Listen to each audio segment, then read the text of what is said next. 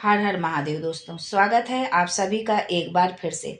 महादेव आप व आपके परिवार पर अपनी कृपा दृष्टि सदा सर्वदा बनाए रखें। दोस्तों, तीज त्योहार, वास्तु, शिव महापुराण, स्कंद पुराण, गरुड़ पुराण आदि से संबंधित जानकारी यदि आप पाना चाहते हैं तो हमारे चैनल को सब्सक्राइब जरूर करिएगा। दोस्तों, सनातन धर्म में नवरात्रि को एक ऐसा समय माना जाता है जिसमें देवी की पूजा करने से साधक की हर मनोकामना की पूर्ति होती है।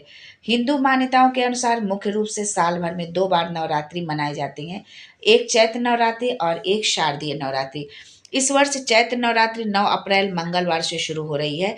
वैसे तो हम सभी जब भी किसी पूजा अनुष्ठान में हवन करते हैं तो आम की लकड़ियों का प्रयोग करते हैं, लेकिन चैत्र नवरात्रि में नीम की लकड़ियों से हवन किया जाता है। माना जाता है कि ऐसा करने से शनि और केतु के बुरे प्रभाव से राहत मिलती है।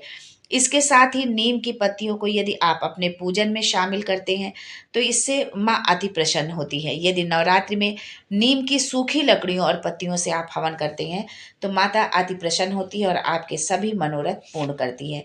अगर आपके घर में नीम का वृक्ष लगा है तो माँ भगवती की कृपा हमेशा आप पर बनी रहेगी और इसके साथ ही वातावरण भी शुद्ध बना रहेगा। दोस्तों, चैत्र नवरात्रि में नीम से जुड़े कुछ उपाय हैं जिन्हें यदि आप करते हैं तो आपके सभी मनोरथ सिद्ध होंगे, बिगड़े काम आपके बनेंगे, आर्थिक संपन्नता आएगी। बहुत सरल और छोटे छोटे उपाय हैं, बस ये उपाय आपके श्रद्धा और विश्वास पर के साथ आपको करना है और लाभ मिलना भी आपके भक्ति और विश्वास पर डिपेंड करता है। तो आइए जानते हैं उन अचूक नीम के उपायों के बारे में। लेकिन इससे पहले आपसे रिक्वेस्ट करती हूँ कि वीडियो को लाइक करिएगा, दोस्तों को शेयर कर दीजिएगा और अगर आपने अभी तक चैनल को सब्सक्राइब नहीं किया है तो चैनल को सब्सक्राइब करके बेल आइकन जरूर दबाइएगा। दोस्तों, चैत्र नवरात्रि जो है शुरू हो चुकी है और नवरात्रि अब अपने अंतिम पड़ाव पर है। तो आप जो है इस उपाय को यदि आप अष्टमी के दिन करते हैं या नवरात्रि के किसी भी दिन यदि आप इन उपायों को कर लेते हैं तो आपको उसका पूर्ण फल शीघ्र मिलेगा। उसकी जो है आप नवरात्रि को नीम के वृक्ष पर आप जल चढ़ाएं, उसकी पूजा करें, क्योंकि नीम के पेड़ में माँ शीतला और माँ दुर्गा का वास होता है।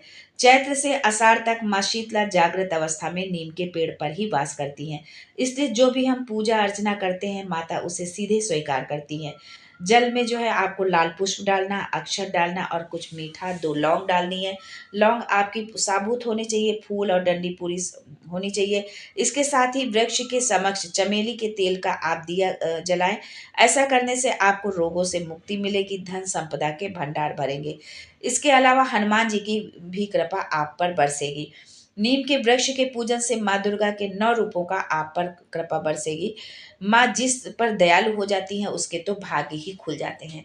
चैत्र नवरात्र में नीम के पत्तों का बंधनवार जरूर आप लगाएं। यदि आपके घर में नीम का वृक्ष है तो अति उत्तम है और अगर वृक्ष नहीं है तो आप बंधनवार तो लगा ही सकते हैं। इससे वास्तु दोष दूर होगा और पॉजिटिविटी बनी रहेगी। दोस्तों, गुरुजी ने अपनी कथा में बताया कि नवरात्रि में आप किसी भी पात्र में जल जो है भर करके अपने घर के चारों ओर घूमें और चारों ओर तो घूमना संभव नहीं है तो आप वॉशरूम को छोड़कर अपने घर के सभी कमरों में जो है जल भरे हुए लोटे को लेकर के जाएं और आपके घर के पास जो दक्षिण दिशा में नीम का पेड़ हो उसमें आपको समर्पित कर देना है और जो जल आप लोटे में भरेंगे उस पर एक बेलपत्र भी आपको उसमें डालना है।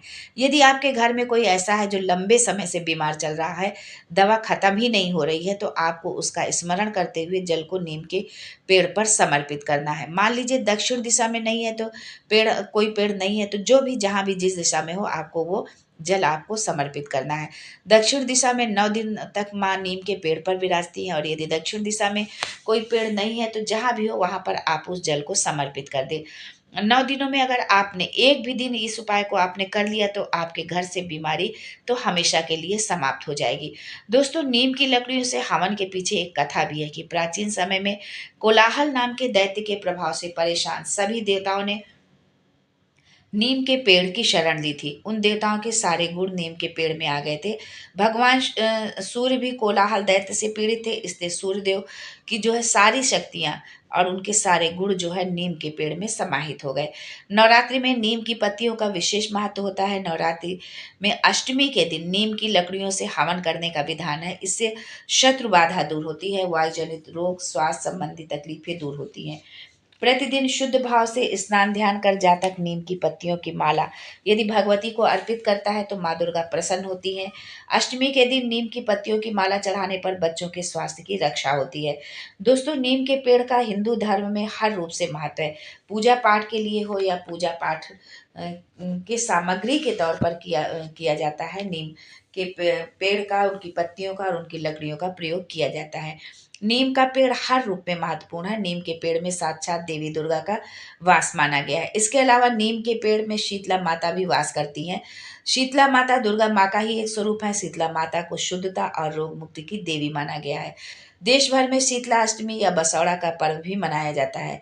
जिस तरह भगवान शिव को बेलपत्र चढ़ाया जाता है, भगवान विष्णु को तुलसी दल अति प्रिय है, उसी तरह से माँ दुर्गा को नीम के पत्ते चढ़ाए जाते हैं। दोस्तों, नीम के वृक्ष में जल चढ़ाते समय ओम शीतला मात्रे नमः मंत्र का आप जाप करें। ऐसा करने से दोनों देवियों की कृपा आपको प्राप्त होगी। जीवन में अच्छी सेहत, समृद्धि और खुशहाली आपके बनी रहेगी। दोस्तों, अब ये भी जान लेते हैं कि चैत्र नवरात्र में नीम की पूजा हम कैसे करें। नीम जो है एक छायादार वृक्ष होता है, वातावरण को शुद्ध करने में हमारी मदद करता है। ये हवा को, प्रदूषकों को अवशोषित करता है और ऑक्सीजन छोड़ता है। नवरात्र के दौरान नीम की पूजा करने से पर्यावरण को बचाने का भी एक संदेश मिलता है। चैत्र नवरात्र के पहले दिन नीम के पेड़ के नीचे एक आप मंडप बना लें। मंडप को फूलों और दीपों से सजाएं। नीम के पेड़ की जड़ में पानी और दूध चढ़ाएं। नीम की पत्तियों से देवी दुर्गा की आरती करें। देवी दुर्गा से अपनी मनोकामनाएं पूर्ण करने की प्रार्थना करें। यदि आप नवरात्र के दौरान नीम की पूजा करते हैं तो आपको देवी दुर्गा का आशीर्वाद प्राप्त होगा और आपके जीवन में सकारात्मक बदलाव भी आएंगे। आज के लिए बस इतना ही। दोस्तों, मिलते हैं अगले वीडियो में एक नई जानकारी के साथ। तब तक के लिए जय माता दी and thanks for watching my